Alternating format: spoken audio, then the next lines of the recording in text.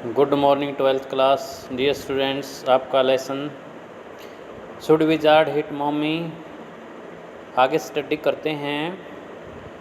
रोज़ा Jo squeezed her eyes shut and smiled to be thinking she was thinking her eyes opened her mother's blue skunk she said firmly. Squeeze होता दबाना, सट बंद करना, smiled मुस्कुराना, blue नीली, firmly दृढ़ता से। जो ने अपनी आँखों को सख्ती से बंद कर लिया और यह सोचकर मुस्कुराने लगी कि वह सोच रही थी, क्या बोल रही थी? रोजर। सेंटेंस अधूरा छोड़ दिया। हर आइज ओपन्ड, उसकी आंखें खुली। हर मदर्स ब्लू, उसकी माता की नीली आँखें। स्कंक शी सैड फर्मली, उसने दृढ़ता से कहा। Skunk a new animal, they must talk about skunks at nursery school. अवश्य ही उन्होंने नर्सरी स्कूल में स्कंकों के बारे में बातें की होंगी। एक नया जानवर। Having a fresh hero momentarily stirred Jack to creative enthusiasm. Enthusiasm होता है हर्षोल्लास, अत्यधिक खुशी। मोमेंटरली अक्षण भर के लिए। एक ताज़ा नायक, अक्षणिक ताज़ा नायक ने जैक को और रचनात्मक हर्षोल्लास के लिए झकझोर कर दिया, हिला दिया। स्टार हिलाना। ऑल राइट ही सैड, वह कहने लगा बिल्कुल ठीक। वंस अपॉन ए टाइम, एक बार की बात है। In the deep dark woods, गहरे काले जंगलों में। There was a tiny little creature by the name of Roger Skunk. एक बहुत छोटा जंतु होता था जिसका नाम था Roger Skunk.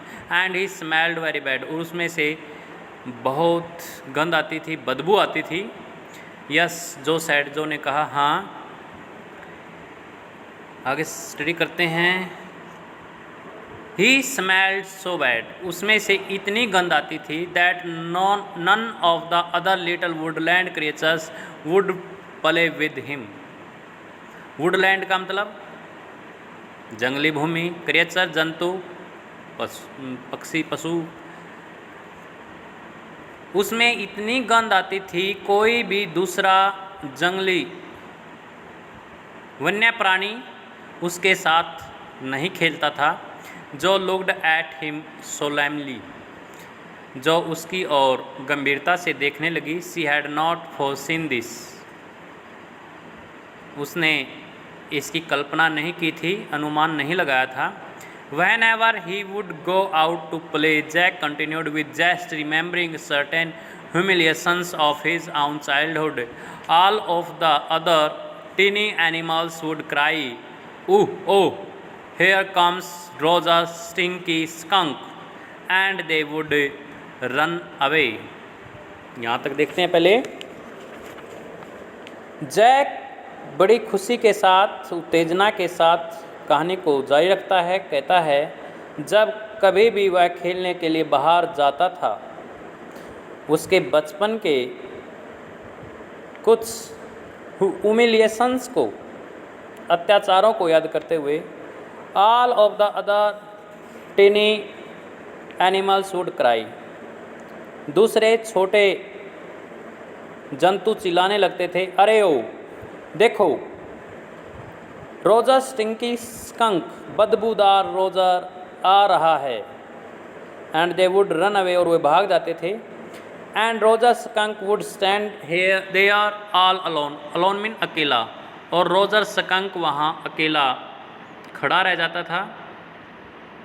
And two little round tears would fall from his eyes, और दो छोटे गोल गोल आंसू उसकी आँखों से गिरने लग जाते थे। The corners of the jaws mouth drop down, जो के मुंह के कोने लटक जाते थे, and her lower lip bent forward, और उसका नीचे वाला होठ आगे की ओर झुक जाता था, as it rest with a forefinger along the side of her nose, the cause of one of Rosa Skunk's tears.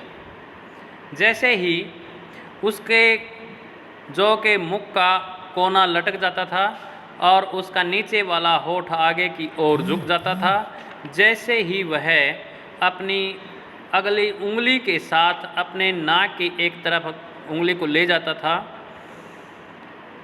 जो रोजर स्कंक अपने आंसुओं को पोंछने के लिए ले जाता था नाक की ओर. Won't he see the owl, she asked in a high and faintly roughened voice. वह एक ऊंची और मध्यम खुरदरी आवाज़ में पूछने लगी, क्या उसने उल्लू को नहीं देखा? Sitting on the bed beside her, Jack felt the covers tug at her legs with tensely. Tensely होता तनाव में. उसके पास बिस्तर पर बैठकर जैक ने उलझे हुए कवरों को महसूस किया. जैसे ही उसने अपने टांगे तनाव के साथ फैलाई. He was pleased with this moment. वह इस पल बड़ा खुश था. He was telling her something true. वह उसको कुछ न कुछ सच बता रहा था. किसको? अपनी बेटी जो को. कौन बता रहा था? जैक. कहानी सुना रहा था जैक अपनी बेटी जो को. Something she must know. कुछ ऐसा जो उसे अवश्य जानना चाहिए. And had no wish to hurry on. और जल्दबाजी की उसकी कोई इच्छा नहीं थी. But downstairs a chair scraped. लेकिन सीढ़ियों से नीचे एक कुर्सी के खुरचने की आवाज़ आई. स्क्रैप्ड. एंड ही रियलाइज्ड, और उसने महसूस किया, he must get down to help Claire paint the living room woodwork. और उसने महसूस किया कि उसने नीचे जाकर क्लेयर की निवास कक्ष के लकड़ी के सामान को पेंट करने में मदद करनी होगी, मदद करनी चाहिए. उसने ऐसा महसूस किया. वेल, खैर, he walked along very sadly. वह बहुत उदासी से चल पड़ा. And came to a very big tree. और एक बहुत बड़े पेड़ के पास आया. And in the tip top of the tree was an enormous wise old owl. और पेड़ के बिल्कुल ऊपर वाले सिरे पर एक विशाल बुद्धिमान बूढ़ा उल्लू बैठा हुआ था. डियर स्टूडेंट्स, आज यहीं तक स्टडी करते हैं. आपको कैसा लगता है आप कमेंट करके बताइए. Thank you. Have a nice day.